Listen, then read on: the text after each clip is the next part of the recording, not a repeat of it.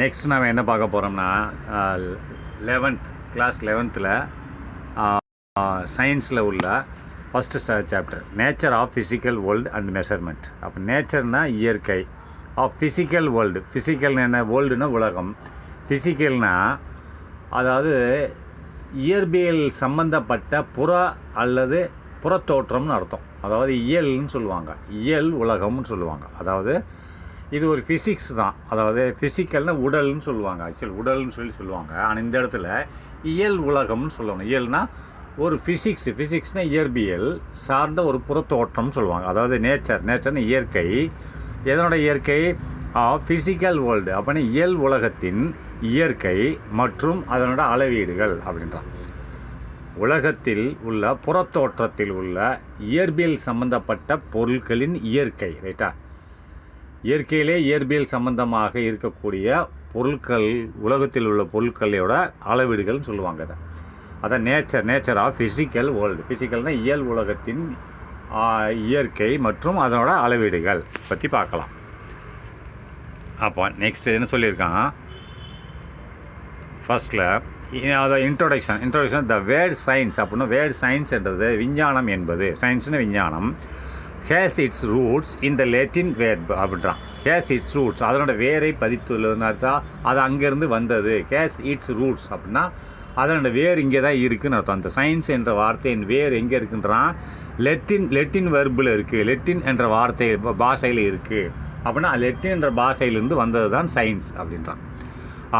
அப்போ லெட்டின் வெர்பு என்னது? அதில் உள்ள வெர்புன்னா வினை சொல்லாகிய சயின்டியா, அதாவது லெட்டின் பாஷையில் உள்ள ஒரு வினை சொல்லாகிய சயின்டியா என்ற சொல்லின் பெயர் தான் சயின்ஸ் என்று வந்தது அப்படிங்கிறான். அதனோட மீனிங் என்ன இங்கிலீஷ்லன்னு பார்த்தீங்கன்னா, அந்த சயின்ஸோட மீனிங் என்னென்னா டு நோன்னா அறிவதற்காக வேண்டி. சயின்டியா அப்படின்னு சொல்கிறோம்ல, சயின்டியான்ற ஒரு லெட்டின் பாஷையில் உள்ள வார்த்தைக்கு ஆக்சுவல் மீனிங் என்னென்னா டு நோ, அறியணும் அப்படிங்கிற ஆங்கிறான், ரைட்டா? லெட்டின் பாஷையில். அண்ட் இன் தமிழ் லாங்குவேஜில் இதனோட மீனிங் என்னன்னு பார்த்தீங்கன்னா, இட் இஸ் அறிவியல். இந்த சயின்ஸ் நம்ம எப்படி சொல்கிறோம்? அறிவியல் அப்படின்ட்டு சொல்கிறோம். அப்போ லெட்டின் பாஷையில் என்ன சொல்கிறாங்க? அது லெட்டின் பாஷையிலேருந்து வந்தது சயின்ஸுன்ற வார்த்தை. அது எங்கேருந்து வந்தது? சயின்டியான்ற வார்த்தையிலேருந்து வந்தது. ஆனால் அவங்க பாஷையில் என்ன சொல்கிறாங்க? டு நோ, அதுக்கு பேர் அறிதல் அப்படின்ட்டான், அறியணும் அப்படிங்கிறான். ஆனால் இன் தமிழில் என்ன சொல்கிறாங்க? அதுக்கு பேர் அறிவியல் அப்படிங்கிறான், ரைட்டா? தமிழில் தமிழ் லாங்குவேஜில் இட் இஸ் கால்டு அறிவியல் அப்படிங்கிறான். இட் இஸ் கால்டு அறிவியல் அப்படின்ட்டான், சரியா? அப்போ நெக்ஸ்ட்டு, இப்போ இது அறிவியல் அப்படின்னு சொன்ன உடனே தமிழ் லாங்குவேஜில் அதனோட அர்த்தம் என்ன அப்படின்னா நோவிங் த ட்ரூத் அப்படின்றான். உண்மையை அறிய வேண்டும். இந்த அறிவியல் அப்படின்றோட இங்கிலீஷ் ஆக்கம் என்னென்னா உண்மையை அறிய வேண்டும். நோவிங்னா அறியணும், நோவிங் த ட்ரூத், உண்மையை அறிய வேண்டும் அப்படின்னா. அப்போ லெட்டின் பாஷையில் என்னது? சயின்டியான்ற வார்த்தையில்தான் அறிவியல் வந்துச்சு. அந்த சயின்டியான்றது மீனிங் லெட்டின் பாஷையில் என்னது? டு நோ, அறியணும். ஆனால் தமிழ் பாஷையில் சயின்ஸுக்கு மீனிங் என்னது? அறிவியல். அதோட மீனிங் என்னது இங்கிலீஷில்? நோவிங் த ட்ரூத், உண்மையை அறிய வேண்டும், ரைட்டா? Next the human mind. மனிதனோட மனம் இஸ் ஆல்வேஸ் கூரியஸ் அப்படின்ட்டான். எப்பயுமே மனுஷனோட மனம் எப்பயுமே ஒரு கூரியஸாக இருக்கும். கூரியஸ்னால் ஒரு ஆர்வமாகவே இருக்கும். ஒவ்வொரு மனிதனோட மனமும் இஸ் ஆல்வேஸ், எப்பொழுதும் ஆர்வமாகவே இருக்கும். எதில் ஆர்வமாக இருக்கும்? கூரியஸ்னால் ஆர்வம்.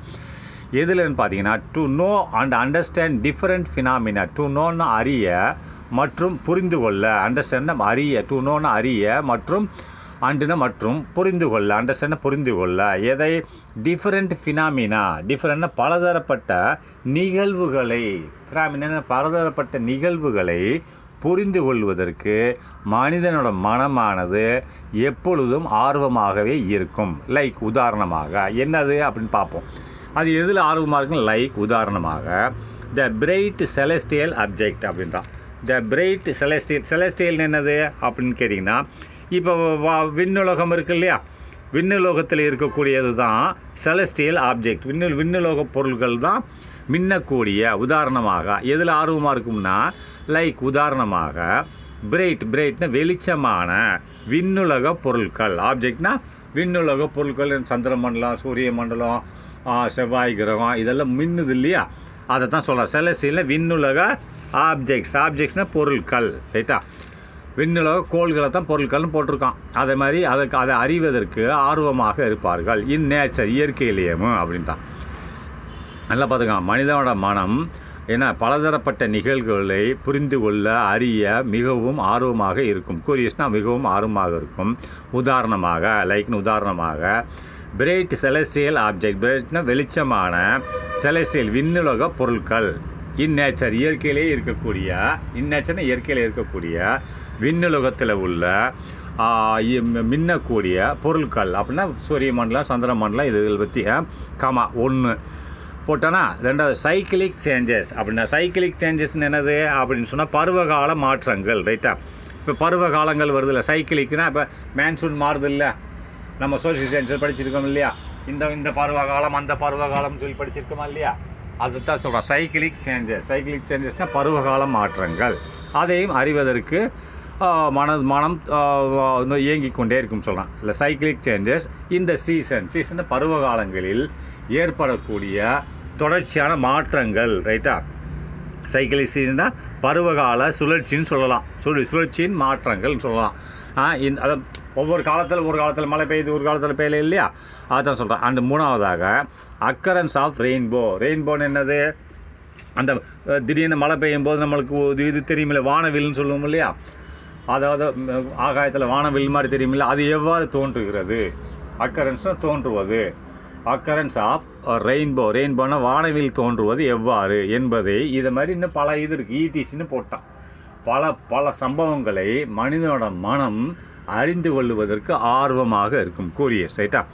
அப்போ நெக்ஸ்ட்டு இன் கொயஸ்டிவ் அப்படின்னா, இன்கொயஸ்டிவ் அப்படி mind looks for meaningful patterns அப்படின்றான்.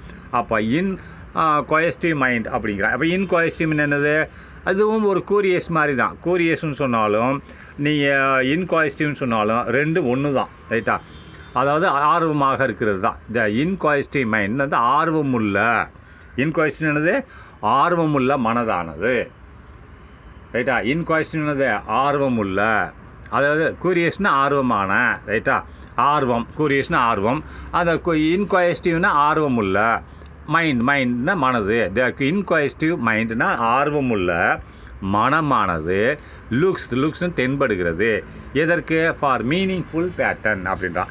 ஃபார் மீனிங்ஃபுல் பேட்டர்ன் என்னது, ஒரு அர்த்தமுள்ள வடிவத்தை காண்பதற்காக. அர்த்தமுள்ள வடிவத்தை காண்ப சயின்ஸில் இப்போ ஏன் ரெயின்போ வந்து வருது, வானவில் எதுக்கு வருது, அதுக்கு உண்மையான அர்த்தம் என்ன, அதை கண்டுபிடிப்பதற்கு மனம் ஆர்வமாக இருக்கிறது. மீனிங்ஃபுல் பேட்டர்ன், அர்த்தமுள்ள வடிவம். ரைட்டா? அர்த்தமுள்ள வடிவம் என்னது, அர்த்தமுள்ள செயல். அந்த அர்த்தமுள்ள செயல் அது எப்படி, அதோட அர்த்தத்தை கண்டுபிடிப்பதற்கு அதுதான் சொல்கிறான். அதாவது த இன்கொயஸ்ட்னா ஆர்வமுள்ள மனதானது லுக்ஸ்னால் பார்க்கிறது, தென்படுகிறது. எவ்வாறு? For meaningful patterns. Meaningful patterns என்னது, ஒரு அர்த்தமுள்ள வடிவத்தை காண்பதற்கு மனம் இருக்கிறது என்றான். அதாவது ஆர்வமுள்ள மனம் லுக்ஸ்னால் தென்படுகிறது. And relations in such phenomena. ரிலேஷன்ஸ்னால் அதனோட தொடர்புகள். இந்த மாதிரி நிகழ்வுகள், ஃபினாமினன் நிகழ்வுகள், அதற்கு உண்டான தொடர்புகள் என்ன, இந்த மாதிரி இந்த கோள்கள் சுற்றிக்கிட்டு இருக்கு, அது ஏன் சுற்றுது, எதற்காக சுற்றுது, அதனோட தொடர்புகள் என்ன, ஃபினாமினன் நிகழ்வுகள்.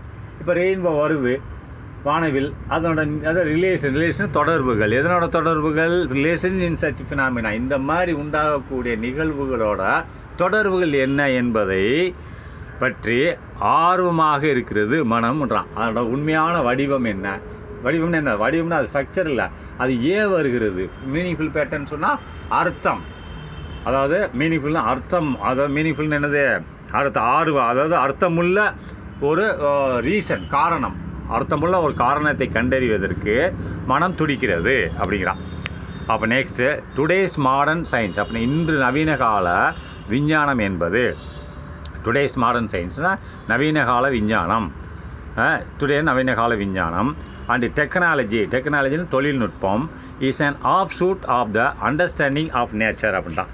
அப்போ இந்த நவீன கால இப்போ நல்லா பார்த்தா டுடேஸ் மாடர்ன் சயின்ஸ் நவீன கால விஞ்ஞானம் மற்றும் technology is an offshoot of the understanding of nature. அப்படின்னா நம்ம இயற்கையை இயற்கையை புரிந்து கொள்வதற்கு எது பயன்படுகிறது, நவீன கால விஞ்ஞானம் மற்றும் டெக்னாலஜினா தொழில்நுட்பங்கள் பயன்படுகிறது. Is an offshoot of the அண்டர்ஸ்டாண்டிங்னா புரிந்து கொள்வதற்கு பயன்படுகிறது. ரைட்டா? அடுத்து next, science is an systematic organisation of knowledge gained through observation. அப்போ விஞ்ஞானம் என்பது இருக்கிறது. எவ்வாறாக இருக்கிறது? விஞ்ஞானம் என்பது ஒரு சிஸ்டமேட்டிக் ஆர்கனைசேஷனாக இருக்கிறது. அப்படின்னா சிஸ்டமேட்டிக் ஆர்கனைசேஷன்ன்றது என்னது? சிஸ்டமேட்டிக் இடையிடையான தொடர்புன்னு அர்த்தம். அது நல்லா பார்த்துக்கோங்க. இல்லை என்ன சொல்கிறான் அப்படின்னா, டுடேஸ் மாடர்ன் சயின்ஸ், இன்று நவீன கால விஞ்ஞானம் என்பது and technology is an offshoot of understanding the nature அப்படின்றா. இயற்கையை புரிந்து கொள்வதற்கு தற்போதுள்ள விஞ்ஞானம் மற்றும் தொழில்நுட்பங்கள் உதவியாக இருக்கிறது. சயின்ஸ்னு விஞ்ஞானம் என்பது இஸ் த சிஸ்டமேட்டிக் ஆர்கனைசேஷன் அப்படின்றான். ஒரு சிஸ்டமேட்டிக் ஆர்கனைசேஷன் ஆனால், அப்போ ஆர்கனைசேஷன் என்னது? இந்த இடத்துல ஒரு தொடர்பை ஏற்படுத்த ஒரு சிஸ்டம்னா ஒரு என்ன சொல்லுவாங்க? Systematic organisation of knowledge gained through observation அப்படின்றான். அப்சர்வேஷன் சொன்னால் இப்படியே கவனிக்கிறது. ரைட்டா? நாம் கவனிக்கிறது மூலமாக எதை கவனித்தல் மூலமாக எதை ஒரு செயல் நடக்கிறது, அந்த செயலை கவனிக்கிறது மூலமாக ஒன்றொன்றாக ஆராய்ச்சி செய்து கண்டறிதல் அந்த சிஸ்டமேட்டிக் ஆர்கனைசேஷன். அதாவது ஒன்றொன்றாக முதல்ல கவனிக்கிறது, பிறகு ஏன் வருகிறது, பிறகு எதற்காக வருகிறது, அது தோன்றியதுக்கு காரணம் என்ன, இவர் ஒவ்வொரு ஸ்டெப் பை ஸ்டெப்பாக, அதை சிஸ்டமேட்டிக்னா ஸ்டெப் பை ஸ்டெப் அப்படின்னா நிகழ்வு டு நிகழ்வு. ரைட்டா? அப்போ சயின்ஸ் எவ்வாறாக இருக்கிறது? ஒரு சிஸ்டமேட்டிக் ஆர்கனைசேஷன் அப்படின்னா நிகழ்விலிருந்து ஒரு நிகழ்வு அறிவதற்கு, நாலேஜ்னு அறிவதற்கு அது எவ்வாறு கெயின்டு நாம் பெற்ற, நாம் பார்த்த, நாம் செய்த. ரைட்டா? கெயின்டு த்ரூ அப்சர்வேஷன் நாம் கவனிக்கிறதுலேருந்து நாம் பெற்ற அறிவு, நாலேஜ்னு அறிவு. ரைட்டா? எதிலிருந்து கெயின்னு பெற்றோம், எதை பெற்ற? த்ரூ அப்சர்வேஷன் நாம் கவனித்தல் இருந்து பெற்ற அறிவின் மூலமாக சயின்ஸ் விஞ்ஞானம் என்பது படிப்படியான ஒரு செயல்பாடுகளை கொண்டுள்ளது. ரைட்டா? அண்டு லாஜிக்கல் ரீசனிங் அப்படின்றான். அண்டு லாஜிக்கல் ரீசனிங் அப்படின்னு சொன்னானது, லாஜிக்கல் அப்படின்றது ஒரு விவாதமாக இருக்கிறது. ரைட்டா? அதாவது ரீசனிங் அதாவது என்ன சொல்லுவாங்கன்னு சொன்னால், அதாவது தார்மீகமான லாஜிக்கல்னால் நீங்கள் ஒரு லாஜிக்கலை திங்க் பண்ணுறீங்களா, தார்மீகமான ஒரு வாத பொருளாக இருக்கிறது. ரைட்டா? லாஜிக்கல் ரீசனிங் அப்படின்னு சொன்னால், இப்போ சயின்ஸுன்றதே ஒரு தார்மீக வாத பொருள் தான். அண்டு லாஜிக்கல் நீங்கள் தார்மீக திங்க் பண்ணணும். ரைட்டா? லாஜிக் ஐடியான்னு சொல்ல ஒன்று ஐடியா என்னன்னு கேட்குறாங்க இல்லையா, அதான் தார்மீகமான ஒரு வாத பொருளாக இருக்கிறது. ரைட்டா? நெக்ஸ்ட்டு, த நாலேஜ் ஆஃப் சயின்ஸ்னால் இந்த விஞ்ஞானத்தின் நாலேஜ்ன்றது அறிவு என்பது டீலிங் வித் நான் living things in physical science. அப்படின்னா இந்த சயின்ஸோட நாலேஜ் அறிவு என்பது இஸ் டீலிங்னா சொல்லப்படுகிறது, அது சம்பந்தப்படுத்தப்பட்டுள்ளது. எதனோட சம்பந்தமாக இருக்கிறது? வித் நான் லிவிங் திங்ஸ், உயிர் அற்ற பொருள்களிலிருந்து தான் இந்த சயின்ஸ் வருகிறது. அதற்கு பேர் என்ன சொல்கிறான்? ஃபிசிக்கல் சயின்ஸ்னு சொல்கிறான். நல்லா பார்த்துக்கோங்க. ஃபிசிக்கல் சயின்ஸ் அதாவது நான் லிவிங் திங்ஸ் அப்படின்னா உயிரற்ற பொருள்களிலிருந்து வரக்கூடிய சயின்ஸுக்கு பேர் என்ன? Physical science. உயிரற்ற பொருள்கள், உயிருள்ள பொருட்கள் கிடையாது, உயிரற்ற பொருள்கள். இந்த நாலேஜ்ன்றது அறிவானது ஆஃப் சயின்ஸில் உள்ள அறிவாற்றலானது டீலிங் வித் சம்மந்தப்பட்டுள்ளது. எதை? வித் நான் லிவிங்னா உயிரற்ற பொருட்களை சம்மந்தப்பட்டுள்ளது இருக்கிறது. எவ்வாறு? ஃபிசிக்கல் சயின்ஸ், இயல் சயின்ஸ்ன்னு சொல்கிறார்கள். இயல் விஞ்ஞானம், ஃபிசிக்கல்னா இயல் விஞ்ஞானம். இதில் ஃபிசிக்கல் சயின்ஸ் என்பது என்ன? உயிரற்ற பொருள்களோட உண்மைத்தன்மையை கண்டறிதலுக்கு பேர் தான் ஃபிசிக்கல் சயின்ஸ், அதாவது இயல் சயின்ஸ் சொல்கிறோம். அதாவது நாலேஜ்னா அதாவது அதனோட அறிவானது. இந்த சயின்ஸ்னால் விஞ்ஞானத்தில் பெறப்பட்ட நாலேஜ் அறிவானது டீலிங் வித் நான் லிவிங்னா உயிரற்ற பொருட்கள் சம்பந்தமானது அதற்கு பேர் என்னது? Is a physical science. அதே மாதிரி உயிர் இல்லைன்னு பார்ப்போம், அதை போட்டுக்காம பாருங்க. Physics and chemistry. இந்த ஃபிசிக்ஸ் அண்ட் கெமிஸ்ட்ரியில் வர்றது அனைத்தும் உயிரற்ற பொருட்கள். ரைட்டா? இதற்கு உயிர் இருக்காது. நீங்கள் மெட்டல் எடுத்துக்கோங்க, ஃபிசிக்ஸில் வரும். உலோகத்தை எடுத்துக்கோங்க, ஃபிசிக்ஸ். எல்லாருமே ஃபிசிக்ஸ் அண்ட் கெமிஸ்ட்ரியில் வர்றதெல்லாம் அது ஒரு சயின்ஸ் தான். ஃபிசிக்ஸ் அண்ட் கெமிஸ்ட்ரி சயின்ஸ் தானே, அதை சொல்கிறான். இட்ஸ் நான் லிவிங் திங்ஸ். அப்போ உயிரற்ற பொருட்களிலிருந்து வரக்கூடிய அனைத்தும் விஞ்ஞானங்களும் நான் ஃபிசிக்கல், அதுக்கு பேர் என்ன, ஃபிசிக்கல் சயின்ஸ்னு சொல்கிறேன். ஃபிசிக்கல்னு இயல் விஞ்ஞானம், இயல் விஞ்ஞானம்னு சொல்கிறாங்க. அந்த இயல் விஞ்ஞானம் அது நான் லிவிங் திங்ஸ், உயிரற்ற பொருளிலிருந்து வரக்கூடியது தான் ஃபிசிக்கல் சயின்ஸ். அந்த ஃபிசிக்கல் சயின்ஸ் இரண்டாக பிரிக்கப்படுகிறது. அது ஃபிசிக்ஸ் அண்ட் கெமிஸ்ட்ரி, ரைட்டா? இது வந்து ஃபிசிக்ஸ் அண்ட் கெமிஸ்ட்ரினது உயிரற்ற பொருட்களிலிருந்து வரக்கூடியது ஒரு சப்ஜெக்ட், இந்த இது, ரைட்டா? And dealing with living things, இன்னொரு சயின்ஸ் இருக்கிறது. என்னது? இது உயிருள்ள பொருட்களை மட்டும் விஞ்ஞானத்தில் கொண்டு வரும். அண்டு டீலிங் வித், அது உயிரற்ற பொருட்களை சொல்லும் விஞ்ஞானமானது, ரைட்டா? உயிரற்ற பொருட்களை சொல்லும் விஞ்ஞானமானது என்னது? Physics and chemistry. அதேமாதிரி உயிருள்ள பொருட்கள் அண்டு தட் டீலிங்னா அது தொடர்புடையது எதோட? வித் லிவிங் திங்ஸ், உயிருள்ள பொருட்களில் தொடர்புடையதாக இருந்தால் எவ்வாறு இருக்கிறது? பயாலஜிக்கல்னா உயிர் சயின்ஸ் அப்படின்னு சொல்லுவாங்க. பயாலஜிக்கல் சயின்ஸ்னால் உயிர் சயின்ஸ், ரைட்டா? பயாலஜிக்கல் சயின்ஸ் என்னது? இது வந்து உயிருள்ள ஒரு சயின்ஸ் என்று சொல்லுவார்கள், ரைட்டா? இதுக்கு என்னது? Botany and zoology. அப்போ உயிருள்ள பொருட்களை வந்து விஞ்ஞானத்தில் கொண்டு வந்தால் அதை பற்றி படிக்கக்கூடியது என்னது? Botany and zoology. அதே மாதிரி உயிரற்ற பொருட்களை விஞ்ஞானத்தில் நம்ம படிக்கிறதுக்கு பேர் என்னது? ஃபிசிக்ஸ் அண்ட் கெமிஸ்ட்ரி, ரைட்டா? அடுத்து curiosity driven observation of natural happenings அப்படின்ட்டான். கூரியாசிட்டி அப்படின்னு சொன்னால் அப்போ அதாவது ஆர்வம் சொல்லுவாங்க. ஆர்வம், மனிதனோட ஆர்வம் ட்ரைவன் அப்சர்வேஷன், அவர் கவனிக்கிறதுலேருந்து வந்தது. அதாவது curiosity driven observation of natural happenings. அப்போ நேச்சுரல் ஹேப்பனிங்ஸ்னால் இயற்கையிலேயே நடக்கக்கூடியது. நேச்சுரல் ஹேப்பனிங்ஸ்னால் இயற்கையில் தத்துவமாக இருக்கக்கூடியது, ரைட்டா? நேச்சுரல் ஹேப்பனிங்ஸ்னு சொல்லுவாங்க.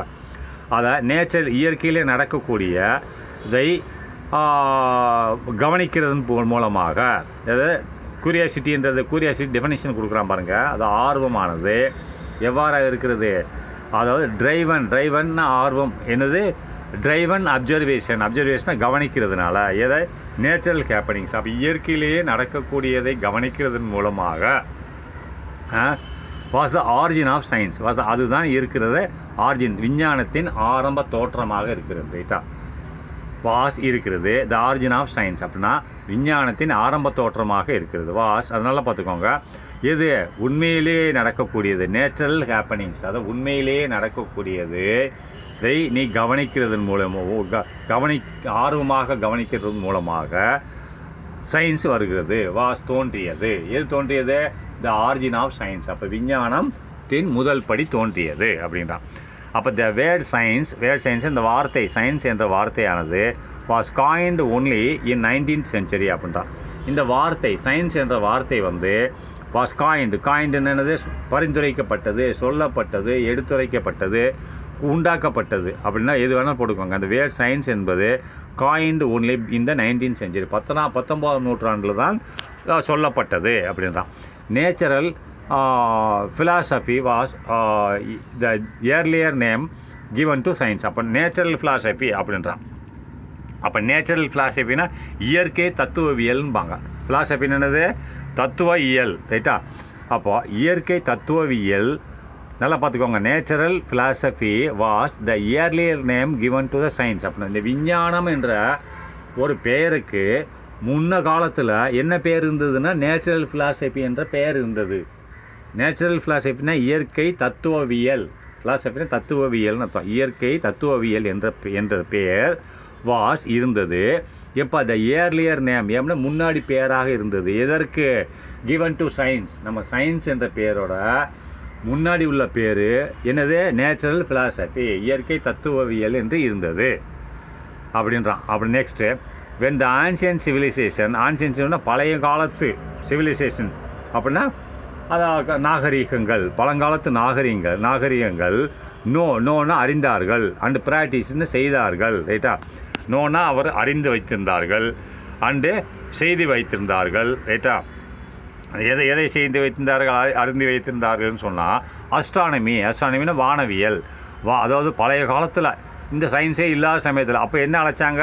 சயின்ஸுக்கு பேர் என்னது? பழைய காலத்தில் நேச்சுரல் philosophy, இயற்கை தத்துவவியல் அப்படின்னு சொன்னாங்க. அது அந்த காலத்தில் அதான் சொல்கிறான். அந்த காலத்தில் வந்து என்ன சொல்கிறான்?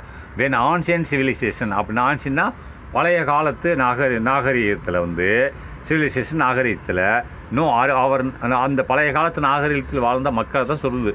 வென் ஆன்சியன் சிவிலைசேஷன் நோ அறிந்தார்கள், அந்த மக்கள் அறிந்திருந்தார்கள், அண்ட் ப்ராக்டிஸ்னு செய்தார்கள், வழக்கமாக செய்து கொண்டிருந்தார்கள். அப்போ ப்ராக்டிஸ்னால் செய்து கொண்டிருந்தார்கள். எதை ப்ராக்டிஸ்? த அஸ்ட்ரானமின்னா வானவியல். வானவியல்னு என்னது? வானத்தை நோக்கி அறிவியல் சம்பந்தமாக செய்து கொண்டிருந்தார்கள். அப்படின்னா அதுக்கு ரீசன் நான் சொல்கிறேன் கேளுங்க. இப்போ அந்த காலத்தில் வாட்செல்லாம் கிடையாது. நீங்கள் கிராமப்புறத்தில் போனீங்கன்னா வாட்செல்லாம் இருக்காது. யார்கிட்ட போய் டைம் கேட்கலாம், கரெக்டாக நான் சொல்லுவான். மழை காலத்தில் ஒரு டைம் சூரியன் இத்தனை மணிக்கு தான் எந்திரிக்கும், இத்தனை மணிக்கு உச்சிக்கு வரும், இத்தனை மணிக்கு சாயந்தரம் கீழே போகும் அப்படின்னு நம்ம சூரியனை பார்ப்பான். சூரியனை பார்த்து மணி 10 ஆகுது அப்படிமா கரெக்டாக டயத்தை சொல்லுவான். ஏன்னா அதுதான் அஸ்ட்ரானமி வானவியலை வச்சு விஞ்ஞானத்தை கண்டுபிடிச்சானா அந்த காலத்தில். இப்போ தான் நீங்கள் வாட்சை பார்த்து டைம் சொல்கிறீங்க. அந்த காலத்தில் வாட்சே இல்லை, வாட்சே கிடையாது, எவன்டையும் வாட்சே கிடையாது. ஆனால் டைம் கரெக்டாக சொல்லுவான். ஏன்னா மழை காலத்தில் சூரியன் லேட்டாக எந்திரிக்கும், லேட்டாக அதோ பிரகாசம் ஆரம்பிக்கும். வெயில் காலத்தில் வேகமாக ஆரம்பிக்கும். அதனால் அதை வச்சு அவன் கண்டுபிடிச்சிருவான். கரெக்டாக இத்தனை மணிக்கு எந்திரிக்கும், இத்தனை மணிக்கு சென்டரில் வரும், இன்ன மணி ஆகுன்னு சொல்லி கண்டுபிடிச்சி சொல்லுவான். அதுதான் சொல்கிறேன். அந்த காலத்தில் வாழ்ந்த மக்கள் வானவியலை பயன்படுத்தினார்கள். இந்த சூரியனை பார்த்து டைம் சொன்னாங்க அப்படிங்கிறான். அஸ்ட்ரானமின்னா வானவியல்.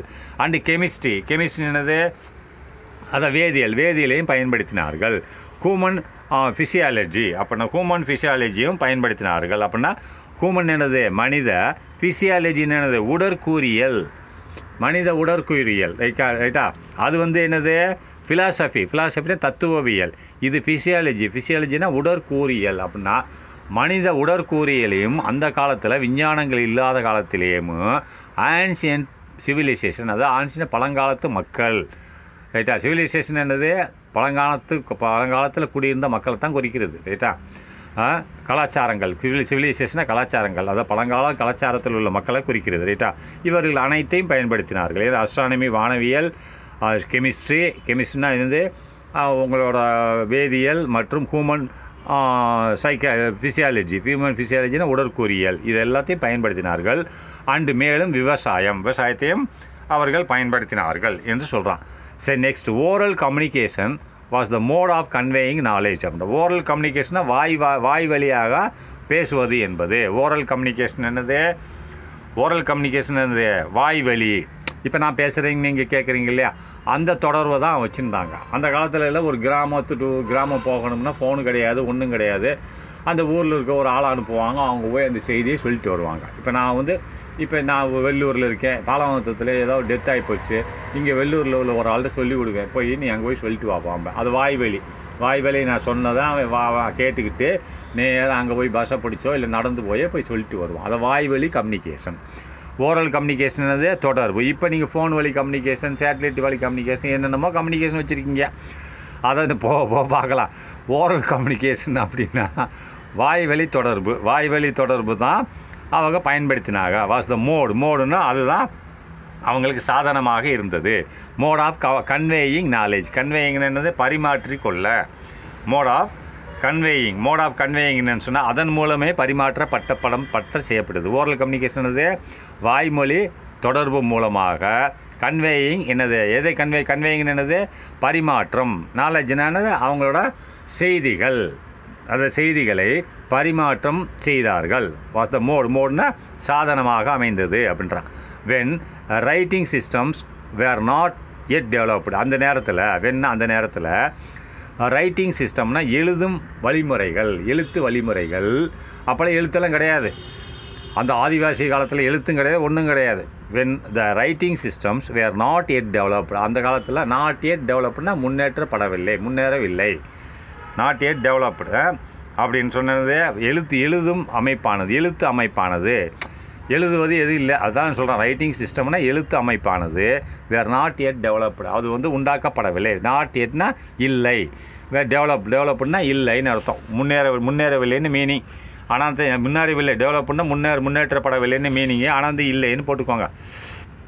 அப்படி one of the oldest forerunners of the scientific advancement அப்படின்ற ஒன்றாக இருந்தது. எதில் ஃபோர் ரன்னர்ஸ்னால் முன்னோடிகள்னு சொல்லுவாங்க. ரைட்டா?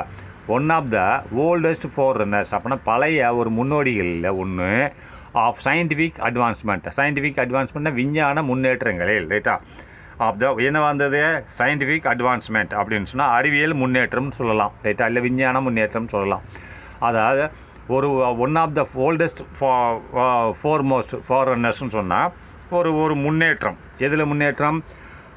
பழைய ஒரு முன்னேற்றமாக இருந்தது. எதில்? சயின்டிஃபிக் அட்வான்ஸ்மெண்ட், விஞ்ஞான முன்னேற்பாடுகளில் இது ஒரு முன்னேற்றமாக இருந்தது. என்னவாக இருந்தது? அதில் ஒன்று என்னென்னா ஃப்ரம் அஸ்ட்ரானமி டு மெடிசன் அப்படின்னா அஸ்ட்ரானமி வானவியலிருந்து மருந்து வரைக்கும் இருந்ததுன்றான். வேறு தான் ஈஜிப்டியன் தான் ஃபேமஸாக இருந்தார்கள்ன்றான். அதாவது நல்லா கவனிங்க, one of the oldest forerunners அப்படின்றான்னா ஒன் ஆஃப் தன பழைய ஃபோர்ரன்னர்ஸ்ன்றது முன்னோடிகள். எவன் முன்னாடி இருக்குது? ஃபஸ்ட் டைம் செகண்ட் டைம்ன்றாங்க இல்லையா, அதான் ஃபோர்ரன்னர்ஸ். அப்போ அந்த காலத்தில் ஒன் ஆஃப் த ஓல்டஸ்ட் பழமையான ஒரு முன்னோடிகள் இவங்க வந்து முன்னேறி இருந்தாங்க. ஆஃப் எதில்? சயின்டிஃபிக் அட்வான்ஸ்மெண்ட் அப்படின்னா விஞ்ஞான முயற்சிகளில் முன்னோடியாக இருந்தார்கள். விஞ்ஞான முயற்சிகளில் அட்வான்ஸ்மெண்ட்னா விஞ்ஞான சயின்டிஃபிக் அட்வான்ஸ்மெண்ட் விஞ்ஞான முயற்சிகளில் முன்னோடியாக இருந்தார்கள். யார்? ஃபோர்ரன்னர்ஸ். ஒன் ஆஃப் த ஓல்டஸ்ட்னா பழைய ஒரு ஃபோர்ரன்னர்ஸ் முன்னோடியாக இருந்தது. எதில்? விஞ்ஞான முயற்சிகள். எதில்? ஃப்ரம் அஸ்ட்ரானமி டு மெடிசன், அதாவது வானவியலில் இருந்து மருந்து வகை வரைக்கும் யார் இருந்தாங்க முன்னோடியாக அந்த காலத்தில் உலகத்தில்னு பார்த்தீங்கன்னு சொன்னால் வேறு தான் ஈஜிப்ட் மக்கள் தான் இருந்தார்கள். இதுலேருந்து வானவியல்லேருந்து கெமிஸ்ட்ரின்னு எல்லா இதுலேயும் அந்த காலத்தில் எழுத்தறிவு இல்லாத காலத்தில் ஃபோர்ரன்னர்ஸ் முன்னோடியாக இருந்தார்கள். இதில் சயின்டிஃபிக் அட்வான்ஸ்மெண்ட் விஞ்ஞான முன்னேற்றங்களில். அப்போ விஞ்ஞான முன்னேற்றங்கள் ஆகிய எது விஞ்ஞான முன்னேற்றம்? ஃப்ரம் அஸ்ட்ரானமி டு மெடிசன், ஆகாயவியலிருந்து மருந்து வரைக்கும் அவங்க தான் முன்னோடியாக இருந்தார்கள். யார்? ஈஜிப்ட்காரங்க அப்படின்றான். அப்போ சயின்டிஃபிக் அண்ட் மேத்தமெட்டிக்கல் எக்ஸலன்ஸ் அப்படின்றான். சயின்டிஃபிக்னா விஞ்ஞானம், அட்வான்ஸ்மெண்ட் அதாவது சயின்டிஃபிக் அண்டு மேத்தமெட்டிக்கல் அப்படிங்கிறான். சயின்ஸ்லேயும் கணக்குலையும் எக்ஸலன்ஸ் திறம்பட செயல்படுதல் இந்தியாவில் அந்த காலத்தை பற்றி சொல்லிட்டு இருக்கான். இப்போ சயின்டிஃபிக் விஞ்ஞானம் மற்றும் கணிதவியலில் எக்ஸலன்ஸ் திறம்பட இந்தியாவில் திறம்பட இருந்தது. எப்போ? Dates back to prehistoric human activity அப்படிங்கிறான். அதாவது ப்ரீ ஹிஸ்டாரிக் ஹியூமன் ஆக்டிவிட்டின்னு சொன்னால் என்னது? வரலாற்றுக்கு முந்தைய காலம்னு சொல்லுவாங்க ரைட்டா.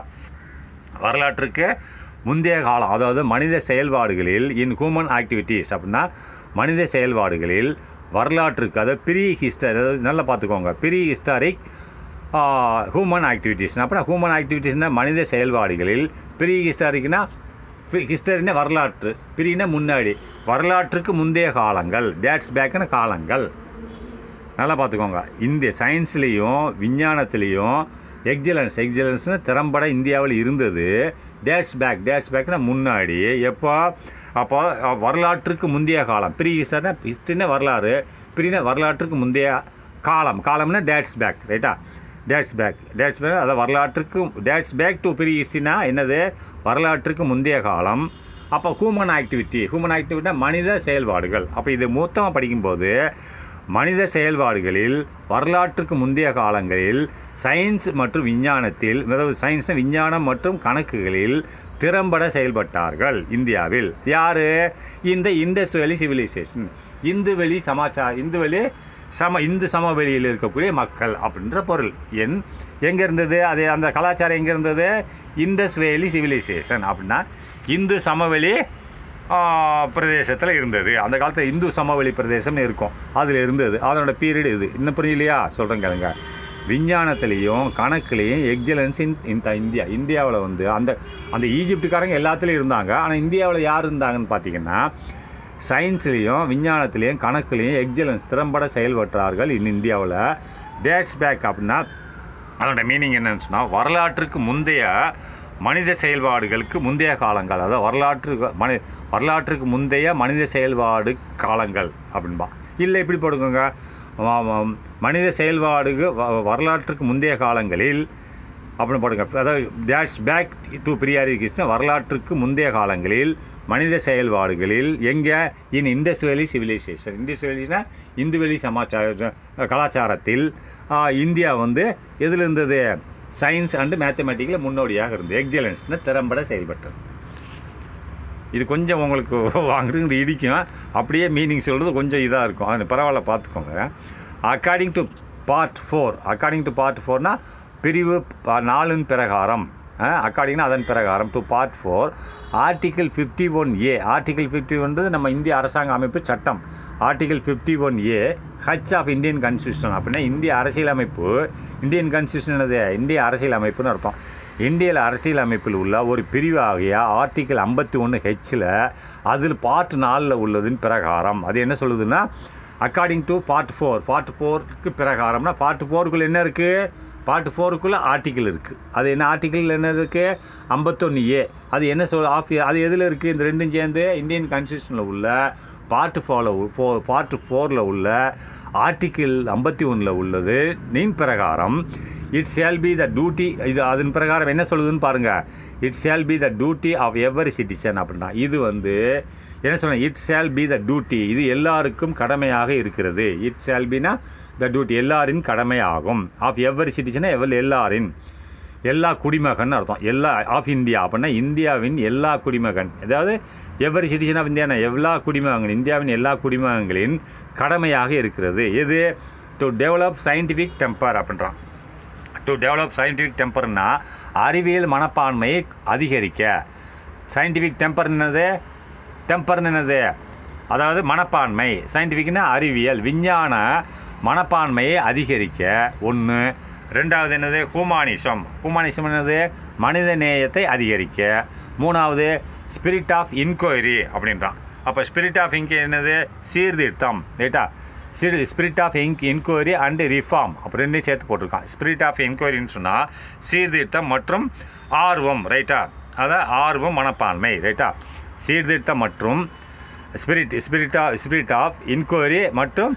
ரீஃபார்ம்னா சீர்திருத்தம் அப்போ இன்கொயரினா ஆய்வு மனப்பான்மை ரைட்டா spirit of inquiry and reform அப்படின்றான் அப்போ சீர்திருத்த மற்றும் ஆய்வு மனப்பான்மை இருக்க வேண்டும் ரைட்டா திஸ் இஸ் த இது என்னது சீர்திருத்தம் ஏம் ஸ்பிரிட் ஆஃப் இன்கொயரினா ரிஃபார்ம்னா சீர்திருத்த இன்கொயரினா ஆய்வு இந்த ரெண்டு சீர்திருத்தம் மற்றும் ஆய்வு மனப்பான்மை ஸ்பிரிட்னா மனப்பான்மை இருக்க வேண்டும் this is the aim of இதுதான் குறிக்கோளாக இருந்தது அவர் சயின்ஸ் எஜுகேஷன் நம்ம விஞ்ஞான படிப்பில் இந்த சட்டத்திட்டங்கள் தான் குறிக்கோளாக இருந்தது செகண்ட் சயின்டிஃபிக் மெத்தட் அடுத்ததில் பார்க்கலாம்